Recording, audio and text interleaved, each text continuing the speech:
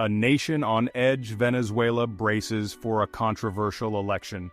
Venezuela, a nation grappling with a multifaceted crisis, teetered on the precipice of uncertainty as it prepared for the 2024 presidential election. The atmosphere was thick with tension, as citizens from all walks of life anxiously awaited what could be a turning point in their nation's history. The political landscape, marred by years of turmoil and deep-seated divisions, set the stage for a highly contentious electoral process. The streets of Caracas and other major cities were filled with fervent supporters of various factions, each hoping for a different outcome. Nicolás Maduro, the incumbent president, sought to extend his rule amidst mounting international pressure and domestic discontent. His speeches were filled with promises of stability and prosperity, yet many questioned his ability to deliver on these assurances. The opposition, fragmented and weakened by years of government crackdowns, faced an uphill battle to unseat the authoritarian leader. Despite their challenges, opposition leaders rallied their supporters, calling for unity and resilience in the face of adversity. The upcoming election held immense significance for the Venezuelan people, who have endured years of economic hardship, political repression, and social upheaval. For many, this election represented a glimmer of hope for a better future, a chance to reclaim their country from the grips of despair. The once prosperous nation had been plunged into a humanitarian crisis, characterized by hyperinflation, food shortages, and a collapsing healthcare system. Families struggled to make ends meet, and the sight of empty shelves and long queues for basic necessities had become all too common. Millions of Venezuelans had fled their homeland, seeking refuge in neighboring countries and beyond. The exodus had strained regional resources and created a diaspora that longed for the day they could return to a stable and prosperous Venezuela. The international community watched with bated breath, acutely aware of the high stakes involved in the Venezuelan election. Global leaders and organizations expressed their concerns and hopes, emphasizing the importance of a free and fair electoral process.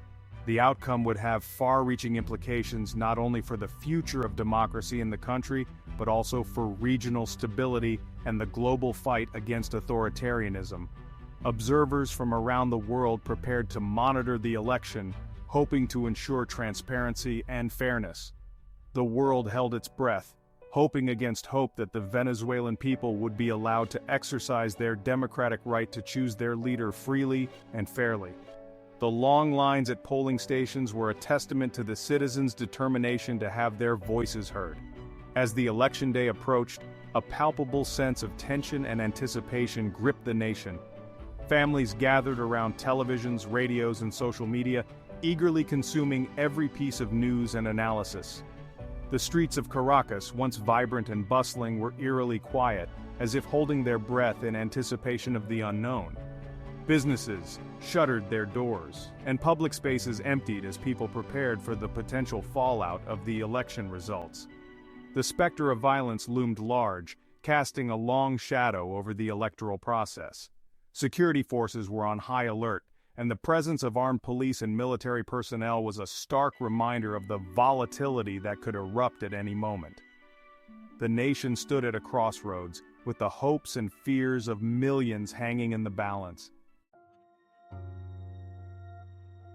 The Maduro era, a legacy of crisis and authoritarianism. Nicolás Maduro's tenure as president of Venezuela has been marked by a relentless descent into authoritarianism, economic ruin, and social disintegration. His leadership has been characterized by a series of policies that have exacerbated the country's problems rather than alleviating them. Since assuming power in 2013, following the death of his predecessor, Hugo Chavez, Maduro has presided over a period of unprecedented crisis that has brought the once wealthy nation to its knees. The legacy of Chavez, which was already controversial, has been further tarnished under Maduro's rule. Under Maduro's rule, Venezuela has experienced one of the worst economic collapses in modern history, rivaling the scale and severity of the Great Depression. Businesses have shuttered, and the streets are filled with people desperately searching for food and basic necessities. Hyperinflation has ravaged the economy, rendering the national currency, the bolivar, virtually worthless. The devaluation of the bolivar has led to a situation where even the most basic items are out of reach for the average citizen. Basic goods and services have become scarce and unaffordable for the vast majority of Venezuelans. Long queues for food and medicine have become a common sight, and the desperation is palpable. The Maduro regime has systematically dismantled democratic institutions and suppressed dissent, transforming Venezuela into a de facto dictatorship. The streets are often patrolled by police and military forces ready to quash any sign of opposition. Opposition leaders have been jailed, exiled, or disqualified from running for office. This has created a political environment where dissent is not tolerated and the voices of the opposition are systematically silenced. Independent media outlets have been shut down or subjected to censorship. Journalists who dare to report the truth face harassment, intimidation, and even imprisonment. The judiciary has been stacked with loyalists, eroding the rule of law and paving the way for arbitrary arrests and politically motivated prosecutions. This has undermined the justice system and eroded public trust in legal institutions. Maduro's grip on power has been maintained through a combination of repression, propaganda, and patronage. The government uses state-controlled media to spread its narrative and maintain control over the population.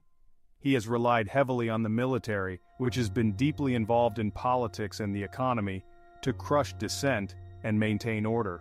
The military's loyalty has been secured through various means, including economic incentives and political appointments. State-controlled media outlets have bombarded the population with pro-government propaganda, while independent voices have been silenced. This has created an environment where the truth is hard to come by, and the government's narrative dominates the public discourse. The opposition's struggle. A glimmer of hope or a futile effort?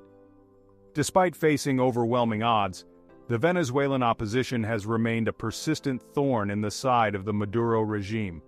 Their resilience is a testament to their unwavering commitment to change even in the face of severe adversity. However, years of government repression, internal divisions, and a lack of resources have taken a heavy toll on their ability to mount an effective challenge to Maduro's rule. The constant threat of arrest and violence has created an atmosphere of fear and uncertainty. The opposition has struggled to present a united front, with various factions often disagreeing on strategy and tactics. This disunity has been one of their greatest weaknesses, preventing them from forming a cohesive plan of action. Some have advocated for participating in elections, while others have called for boycotts, arguing that the electoral system is rigged beyond repair. This debate has further fragmented the opposition, making it difficult to rally around a single course of action. This lack of unity has played into the hands of the Maduro regime, which has exploited these divisions to its advantage. By keeping the opposition divided, Maduro has been able to maintain his grip on power. The opposition has also been hampered by a lack of access to state resources and media platforms. Without the ability to effectively communicate their message, they have struggled to gain widespread support. The government controls the vast majority of television and radio stations, which it uses to spread propaganda and discredit its opponents. This media monopoly has made it difficult for the opposition to reach the broader population. Opposition leaders have been denied permits to hold rallies and demonstrations, and those who have dared to speak out have faced harassment, intimidation, and arrest. These tactics have stifled dissent and made it dangerous to oppose the regime publicly. Despite these challenges, the opposition has continued to mobilize support, particularly among younger Venezuelans who have grown up under Maduro's rule and have only known hardship and repression. This new generation is driven by a desire for a better future and is less willing to accept the status quo. The desire for change is palpable, but it remains to be seen whether the opposition can overcome the formidable obstacles in its path and offer a credible alternative to the Maduro regime. The road ahead is fraught with challenges, but the glimmer of hope remains, fueled by the unwavering spirit of those who refuse to give up. Election day, a tense atmosphere and allegations of irregularities. As the sun rose over Venezuela on election day, a palpable sense of anxiety and uncertainty hung in the air. Years of political turmoil, economic hardship, and social unrest had culminated in this pivotal moment, as Venezuelans prepared to cast their votes in an election that would determine the future of their nation. The streets of Caracas, usually bustling with life, were eerily quiet, as if the city itself was holding its breath. Long lines of people, many of whom had waited for hours, snaked their way from polling stations, a testament to the high stakes of the election and the deep desire for change among the Venezuelan people. However, even before the first votes were cast, reports of irregularities and voter intimidation began to surface, casting a shadow of doubt over the entire electoral process. International observers, who had been invited to monitor the election, expressed concerns about the lack of transparency and the uneven playing field. Opposition leaders accused the Maduro regime of engaging in widespread voter manipulation, including vote buying, intimidation at the polls, and manipulation of the electoral roll. They alleged that government officials were pressuring public sector workers to vote for Maduro and threatening to withhold food rations from those who refused. A poll from Edison Research, known for its polling of U.S. elections, had predicted in an exit poll that Gonzalez would win 65% of the vote, while Maduro would win 31%. The aftermath and uncertain future. As the polls closed and the votes were tallied, the atmosphere of tension and uncertainty only deepened. After a 6-hour delay in releasing the results of Sunday's poll prompted international concern, Venezuela's Electoral Council claimed Maduro had won with 51.21% of votes, compared with 44.2% for his rival, the former diplomat Edmundo González Urrutia. The council said that with about 80% of votes counted, Maduro had secured more than 5 million votes compared with González's 4.4 million. The opposition camp was quick to dispute the results. "The Venezuelans and the entire world know what happened," González said in his first remarks.